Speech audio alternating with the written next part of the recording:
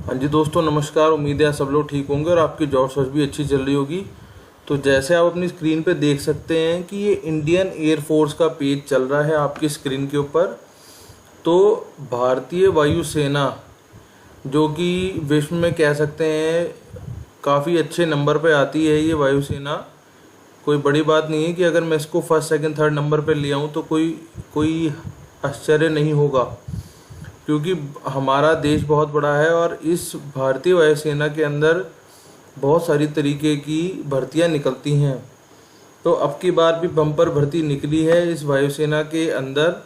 तो आप जैसे कि देख सकते हैं अपने पेज पे लगभग लगभग काफ़ी बड़े लेवल की भर्तियां निकल के आ रही हैं इस समय, और ये 3000 प्लस होने की पूरी पूरी उम्मीद है जो अभी तक का नोटिफिकेशन आया है सामने।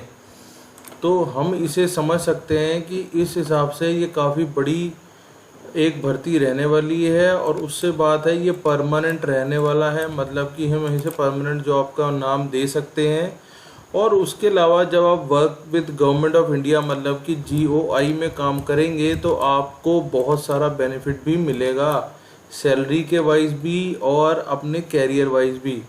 तो इस चीज़ को समझ लो कि एक बहुत शानदार मौका है हम सब के लिए इसमें अपना नया कैरियर जमाने का या इस चीज़ को आगे बढ़ाने का।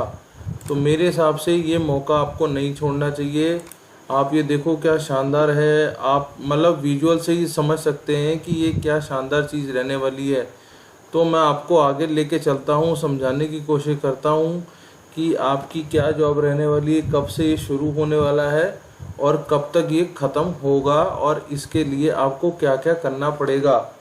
तो मैं आपको अब लेके चलता हूँ नोटिफिकेशन वाले पेज पे। यहाँ आप समझ लो कि यहाँ पे बेसिकली उन लोगों ने निकाली है Indian Air Force invite offline application for eligible to fill up vacancies in Air Force non combat recruitment. ठीक है जी, लड़ाई में ना जाने वाली application are to be submitted offline at the official website of recruitment.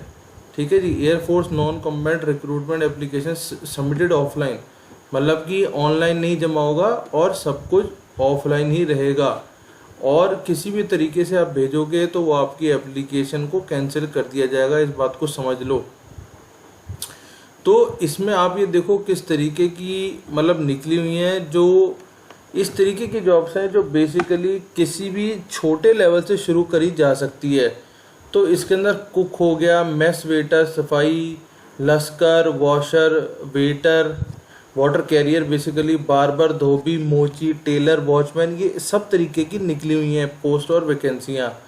तो इसमें जो कैंडिडेट होगा आप समझ लो कैंडिडेट बॉर्न बिटवीन 31 दिसंबर 99 और जून 2005, ठीक है, ये दोनों लगेंगे।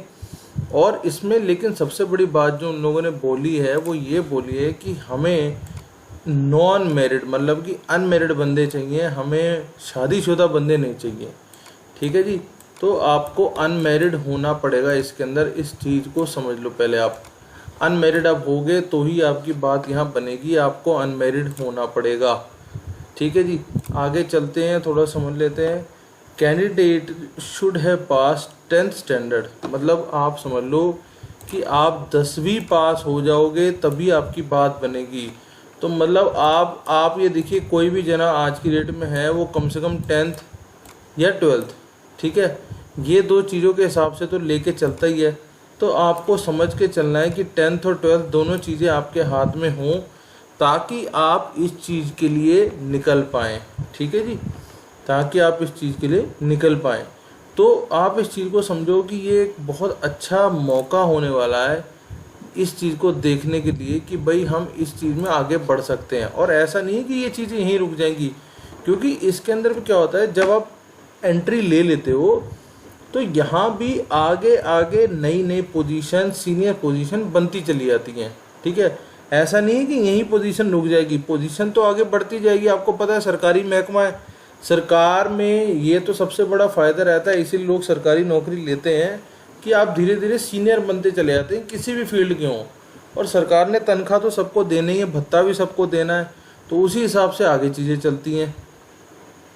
तो अब थोड़ा सा आप ये समझो कि इसका जो प्रोसीजर है उसमें आपको क्या करना रहेगा।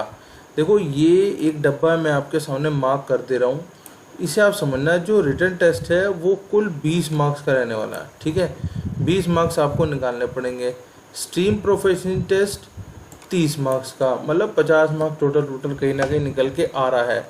तो रिटन टेस्ट तो आपका 20 मार्क्स का हो गया, जो कि जिसमें क्वेश्चन वगैरह पूछे जाएंगे। और प्रोफिशिएंसी टेस्ट मतलब वो जिसमें कि आपके बारे में थोड़ी जीके आ गई है, और जो प्रोफिशिएंसी का जो भी सिलेबस होगा उस हिसाब से वो आप पढ़ लेना, आपको पता होगा। ट्रेड का टेस्ट मतलब कि आप जिस चीज़ के लिए अप्लाई कर रहे हो उसके बारे में आपको कुछ जानकारी है या नहीं है, ठीक है ना। मान लो वॉचमैन के बारे में आप जा रहे हो, तो वॉचमैन की कुछ तो नॉलेज रखते होंगे आप, है ना। तो उस तरीके से है। अब वॉचमैन के साथ साथ आपको थोड़ा सा ये भी देखना पड़ेगा आपकी क्वालिफाइंग नेचर क्या है, आप उस चीज़ को पार कर पाओगे नहीं कर पाओगे। फिर उसके बाद एक मेडिकल टेस्ट होता है या मेडिकल एग्जामिनेशन होता है, जिसमें एटलीस्ट ये पता लग पाए कि भैया बंदा फिट है अनफिट है, इस जॉब को कर पाएगा नहीं कर पाएगा। तो ये सारी चीज़ें आपको समझ के चलनी है, ये आपके लिए बहुत इंपॉर्टेंट पॉइंट है। इस चीज़ को आप छोड़ना मत बिल्कुल भी, क्योंकि ये जॉब, इस तरीके की जॉब बार बार नहीं निकलती है। ये एक बहुत अच्छा मौका है किसी के लिए भी आगे निकलने का। 1.5 किलोमीटर की ये आपको लगभग रनिंग करनी रहेगी, जिसके अंदर आपको 6.5 मिनट के अंदर वो निकालनी है। और मेल होना चाहिए बंदा, वो आपको पहले ही बोल चुके हैं, ठीक है। और उसमें देखो पुशअप्स है, सेटअप्स है और स्क्वाट है, ये सारी ही चीज़ें आपको 1 मिनट के अंदर करके दिखानी है, ठीक है। ये आप समझो कि ये उन लोगों के लिए जो अपनी उस कैटेगरी के लिए अप्लाई कर रहे हैं, जो कि उनके लिए आएगा ये, ठीक है। तो आप इस चीज़ को समझ लो कि ये सारी चीज़ों की रिक्वायरमेंट सरकार की तरफ से है। आप इस चीज़ को भूलना मत और समझ लो इस चीज़ को, ये बहुत इंपॉर्टेंट चीज़ें हैं।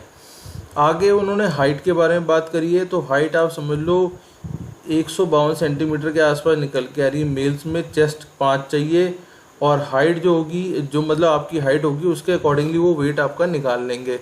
तो आप समझ लो कि ये सारी चीज़ें मतलब आप फिजिकली फिट होने चाहिए इस काम के लिए, ठीक है। एक तो ये बात हो गई। अब अगली बात हम चलते हैं, यहाँ समझने की कोशिश करते हैं कि इंग्लिश लैंग्वेज, मतलब कि जो इंग्लिश का थोड़ा बहुत एग्जामिनेशन आप देंगे उसमें आपको थोड़ा बहुत इंग्लिश की नॉलेज हो, मतलब क्वेश्चन 10 और मार्क्स भी 10। मतलब कहने का मतलब ये, वो जो है ना आपको 20 नंबर का क्वेश्चन दिखाया था ऊपर, तो उसमें सिर्फ ये समझना है कि भैया थोड़ी बहुत इंग्लिश जानते हो, मतलब एटलीस्ट अगर my name is Raju, at least इतना तो समझ पाओगे ना कि भैया मेरा नाम राजू है। उन लोगों ने ज़्यादा इंग्लिश में बात नहीं करनी, लेकिन आपको एटलीस्ट इतनी इंग्लिश समझ में आ जाए कि भैया क्या बात हो रही है ना। और इसी के हिसाब से जनरल नॉलेज में भी यही है, तो इस चीज़ को आपको समझना है। CBT language will be Hindi and English, सबसे बड़ी बात हो गई। आप दोनों ही भाषा के अंदर टेस्ट दे सकते हो, हिंदी भी दे सकते हो और इंग्लिश में भी दे सकते हो। कंप्यूटर बेस्ड टेस्ट रहने वाला है, ये समझ लो। सबसे बड़ी बात उन लोगों ने बोल दी है अनमैरिड, मतलब कि उन्हें शादीशुदा लड़के नहीं चाहिए, उन्हें अनमैरिड लड़के चाहिए। आप इस चीज़ को समझ लो, इस चीज़ को अपने जहन में डाल लो कि भैया अनमैरिड जो लोग हों वो ही जा सकते हैं। अप्लाई ये ऑफलाइन ही होगा, आपको जैसे कि बता चुका हूँ कि ये ऑफलाइन ही अप्लाई होगा, ऊपर ही आपको हमने बता दिया है। अब ये देखो पोस्टल एड्रेस हमने डलवा दी है यहाँ पे। पोस्टल एड्रेस ये उनके हैं कि कहाँ कहाँ देनी है। देखो stream available, hospitality, housekeeping, hospital, ये आपकी इनको वेबसाइट पे भी मिल जाएगा, कोई ऐसी बड़ी बात नहीं है। क्योंकि अभी इसको आने में थोड़ा सा टाइम है, तो ऑफलाइन एप्लीकेशन स्टार्ट 14 अक्टूबर को होगी और क्लोजिंग होगी 25 अक्टूबर में। तो आपसे जानकारी एडवांस में साझा इसलिए करी जा रही है कि भैया आप अपनी तैयारी रखो और इस चीज़ को थोड़ा सा दिमाग में रखो कि आपने इन चीज़ों के लिए तैयार होना है, तो किस तरीके से तैयार हो सकते हो, ठीक है। एक चीज़ और समझना, application as per attach format duly fixed in respect to any address. आपको जो एड्रेस मैंने बता दिए हैं, साथ में 10 रुपये के एनवलप के साथ भेजना, उसके ऊपर 10 रुपये की स्टैंप लगती है, जो आमतौर पे पोस्टल होता है, पोस्ट होता है जो, ठीक है। उसके ऊपर पहले 5 की लगती थी, अब वो 10 की स्टैंप लगने लग गई है। जो आम स्टैंप होती है वो लगानी है, स्पीड पोस्ट मत कर देना। तो 10 रुपये वाली स्टैंप से ही काम चलेगा आपका, ठीक है। ये हो गई बात।